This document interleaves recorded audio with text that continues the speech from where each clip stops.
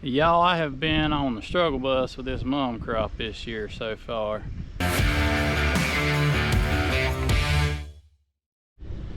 We have ramped up our mum production at Cherry Hill Farm quite a bit, like fourfold. And I didn't have quite enough spider drippers, which is what I typically use for watering mums. And it's basically, if you've been watching my videos, you've probably seen it.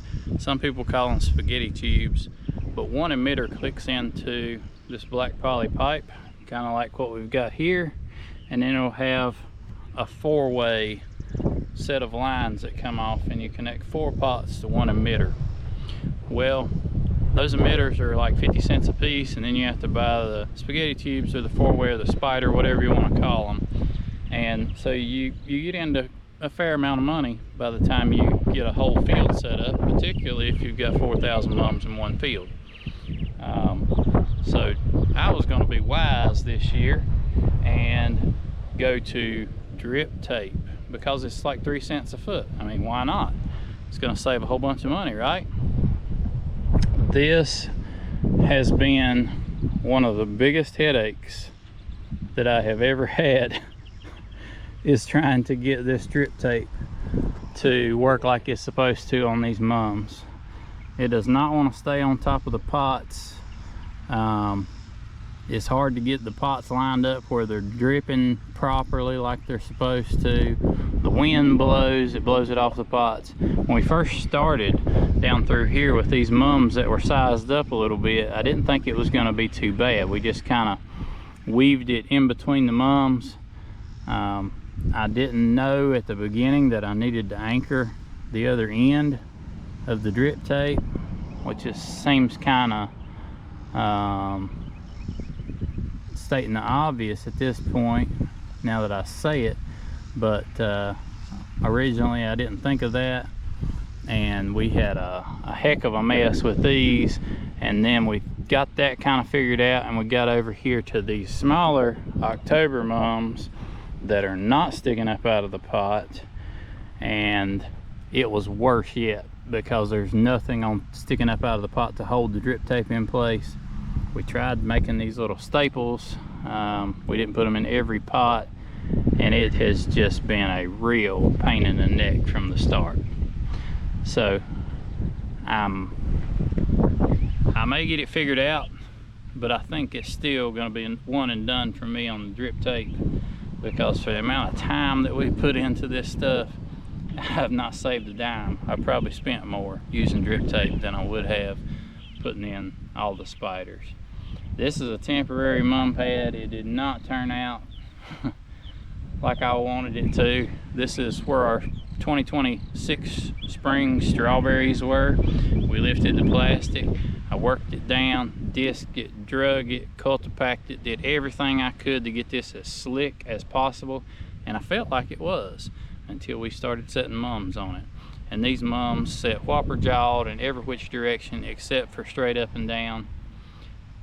So this mum season has been a bit of a struggle getting started, but it's going to be all right. We're going to work through it.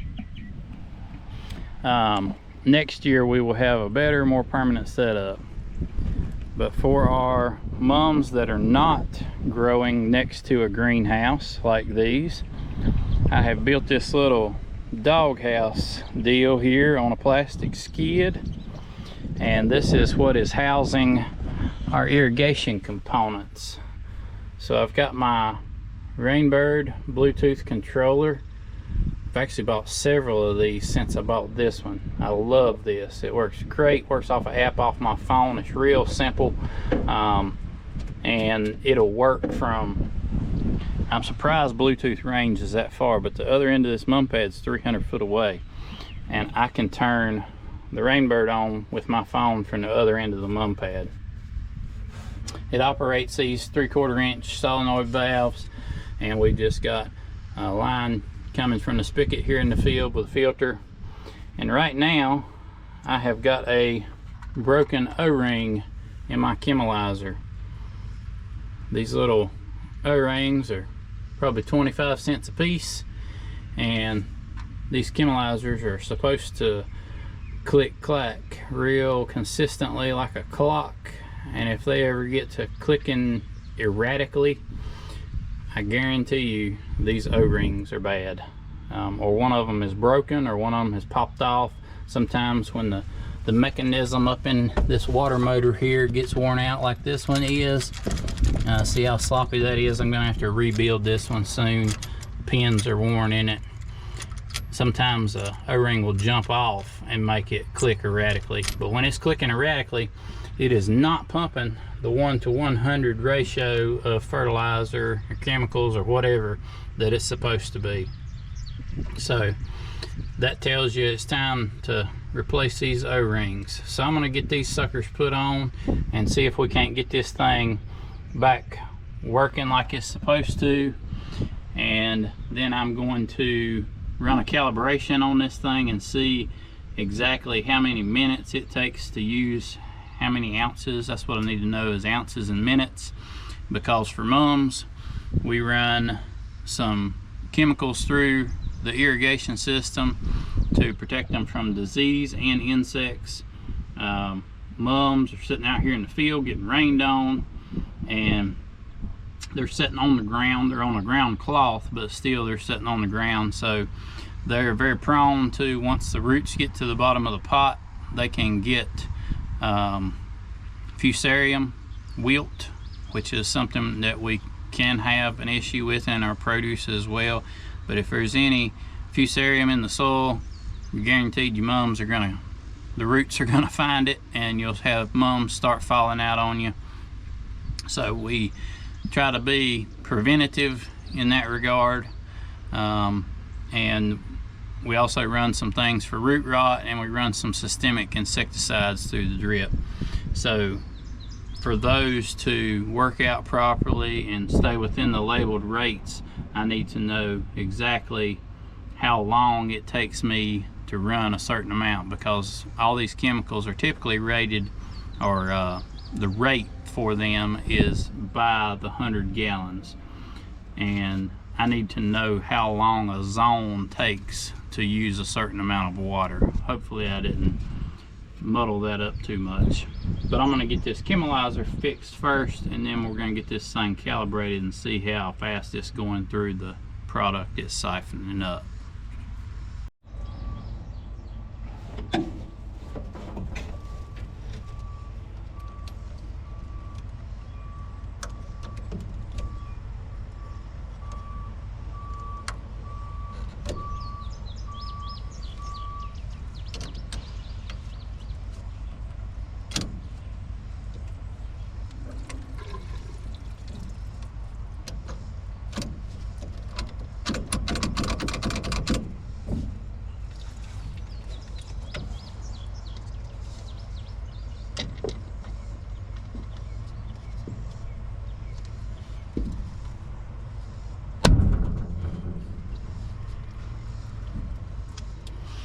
If you don't snap the lid on these Chemilizers, they will leak.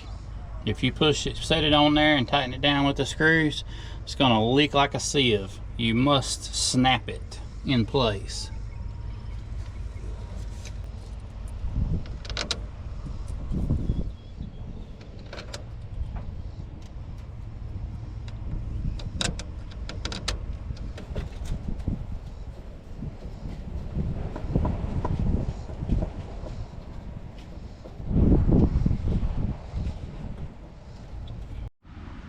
Alright, we're going to see how my repair job did.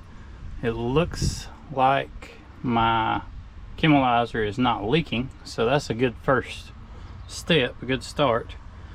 I have got a 2-quart measuring cup here with 2 quarts of water in it, so I know where I'm starting. I'm going to do a custom run on station 1 for 5 minutes. Let's do 10 minutes, make the math a little easier. And done, start. And we should have real consistent clicking. Now that is what a Chemilizer is supposed to sound like. So after 10 minutes, we're going to see how much water has been pulled out of this container here, and we'll see where we're at. While we're waiting, the way I've got this set up, because I'm out here in the middle of a field, I'm not handy to a water spigot or anything. I've got my main line coming from my spigot. This is just 3/4 poly, cheap, or relatively inexpensive hose that you can buy from the irrigation supply places. I've got it teed off right there, and then I've got me a little valve, and that's so I can keep my fertilizer barrel mixed up. It's very important to not let these mums run out of fertilizer. Mum is a very hungry crop, and you've got to keep them babies fed if you're going to get them grown out in time. We feed 300 parts per million of nitrogen, and on a consistent or a constant feed. And so using this size container, that requires mixing about every other day. So I got to have my water supply here so I can keep my barrel mixed up. Alright, so I just determined that we're pumping about 8 ounces a minute per zone. And we can only run one zone at a time because we only have so much water coming from our well. So we've got this little block here split up into 3 different zones. It pumps just a little bit faster, more like 8.6, until the system gets completely pressurized, but then it pumps 8 ounces a minute. So that gives me what I need to know to calculate how I'm gonna run these chemicals to it, and the proper rates and times to add for the number of pots on each zone. I have strained my meat computer unnecessarily on this project, trying to calculate the gallons per minute and ounces, and really all I needed to know, I didn't need to know exactly how many pots are in each zone. All I needed to know is that each emitter in this drip tape puts out 0.34 gallons per hour. So I can divide that down, and the rates on these fungicides for drench applications is always in rate per 100 gallons. Well, in 15 minutes I'm going to run 120 ounces of solution out of whatever solution I'm running. So that's 100 gallons. So that makes it really simple. So I just need one rate, whatever that rate is for Subdue Max or Medallion or Mainspring. One rate, run it for 15 minutes, and that zone is covered with 100 gallons. Works out perfectly. Don't get much simpler than that. The objective with drenching pots or containers, nursery stuff, is to saturate the root zone of the plant without having any runoff or pour through or whatever. We want all the active ingredients. I mean, we don't want to pollute or whatever, but at the same time we want all the active ingredients that we are injecting to stay right there in the root zone where the plant can take it up. That's really important. And there are formulas to figure how much water or solution or whatever it takes to saturate a certain size container of potting soil. So that's how I came up with my figures, based off of the ounces per minute that these emitters are putting out. But I have got this sucker running, and I'm just doing a quick walk through to make sure that all the emitters are still over top of the pots like they're supposed to be while I got this first zone running. And the wind is probably going to be terrible in this video, and I apologize for that, but because of that, I'm going to go ahead and wrap this one up here. I appreciate y'all watching, and I will see y'all next time.